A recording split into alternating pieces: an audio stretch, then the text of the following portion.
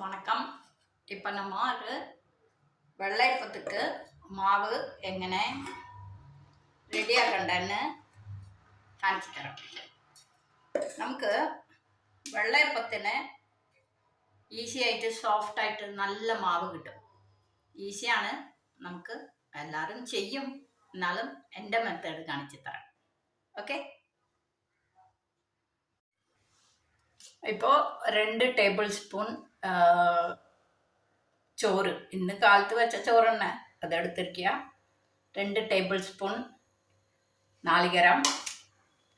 ഇത് നാളികേരം ഉടച്ച വെള്ളമാണ്, അപ്പോൾ ഞാൻ ഫ്രിഡ്ജിൽ വെച്ചിരുന്നു.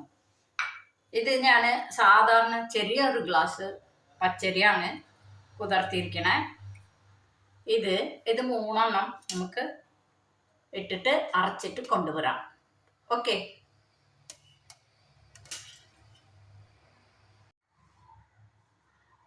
ഇപ്പോൾ ഞാൻ ഇങ്ങനെ അരച്ച് കൊണ്ടുവന്നിട്ടുണ്ട്. കണ്ട, ഇത് നമുക്ക് പാത്രത്തിൽ പകർത്തിയിട്ട് ഇത് രാവിലെ നമ്മൾ എടുക്കുന്നുള്ളൂ. രാവിലെ എടുക്കുമ്പോൾ ഉപ്പ് ചേർക്കുക, കുറച്ച് പഞ്ചസാര ചേർക്കുക. അപ്പം നമ്മൾ ഒരെണ്ണം ഉണ്ടാക്കി നോക്കുക. ഞാനിതിലിപ്പോൾ ഈസ്റ്റ് ഒന്നും ചേർത്തിട്ടില്ല. അങ്ങനെ വേണ്ടി വരികയാണെങ്കിൽ കാലത്തെ ഞാൻ സോഡപ്പൊടി ചേർക്കുള്ളൂ. ഓക്കെ. വെള്ളയപ്പത്തിന് ഉണ്ടാക്കണ സോഡപ്പൊടി ചേർക്കും. ഓക്കെ. ഇപ്പം നമുക്കിത് മൂടി വെച്ചിട്ട് കാലത്ത് ഉണ്ടാക്കി കാണിച്ചു തരാം. ഓക്കെ. തരണ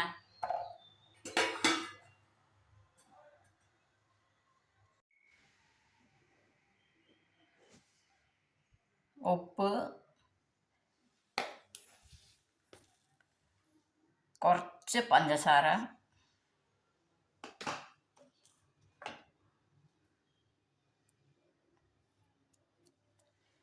ഒരു നുള്ള് സോഡപ്പൊടി. ഇപ്പം നമുക്ക് കട്ടിയായിരിക്കണം മാവ്. കാലത്തായപ്പോൾ കുറച്ച് വെള്ളം ഒഴിച്ച് മിക്സ് ചെയ്ത് വെള്ളയപ്പം ഉണ്ടാക്കുമ്പോൾ കാണിക്കാം.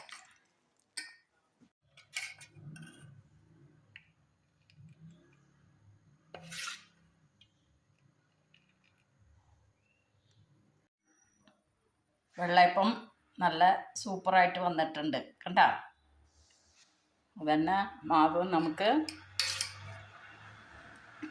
വീണ്ടും ഒഴിക്കാം. ഞാൻ ഒരു കൈ കൊണ്ട് ചെയ്യണ കാരണം കണ്ട, വെള്ളയപ്പം ഒഴിച്ചിട്ടുണ്ട്. നമുക്ക് അടച്ചു വെച്ചിട്ട് ഞാനിതിനെ നാളികേരം പാലാണ് എടുത്ത് വെച്ചിരിക്കണേ. ഇത്ര എണ്ണ. ഇതിൽ നമുക്ക് നാളികേരം പാല് എരിവ് വേണമെന്ന് വിചാരിക്കണവർ പഞ്ചസാര ഇടാണ്ട് ഇപ്പം നമ്മൾ ഇഷ്ടു വെക്കണ പോലെ ഒരു പച്ചമുളക്, ഒരു ഇഞ്ചി വേവിക്കുക വെള്ളത്തിൽ വെറുതെ. അത് തിളച്ച് വരുമ്പോഴേക്കും നമ്മൾ നാളികേരം പാൽ ഒഴിച്ച് ഉപ്പിട്ട് പച്ച വെളിച്ചെണ്ണ ഒഴിച്ച് കറിവേപ്പില ഇട്ട് കഴിക്കും. സൂപ്പർ ടേസ്റ്റാണ്. ഞാനിന്ന് എനിക്ക് ഇത്രയും മതിയല്ലോ, അത് കാരണം വെറും നാളികേരപ്പാൽ ഉണ്ടാക്കിയ ഒരു ദിവസം ഞാൻ അങ്ങനത്തെ നാളികേരപ്പാലും കാണിച്ചു തരാം. ഓക്കെ. ദേ കണ്ടില്ലേ, സൂപ്പറായിട്ട് വെള്ളയപ്പം നമുക്ക് വന്നു കഴിഞ്ഞു. കണ്ട, ഞാൻ പറഞ്ഞ ക്വാണ്ടിറ്റിയൊക്കെ ഇടുക, ഇങ്ങനെ ഭംഗിയിൽ വരും. ഓക്കെ. Thank you.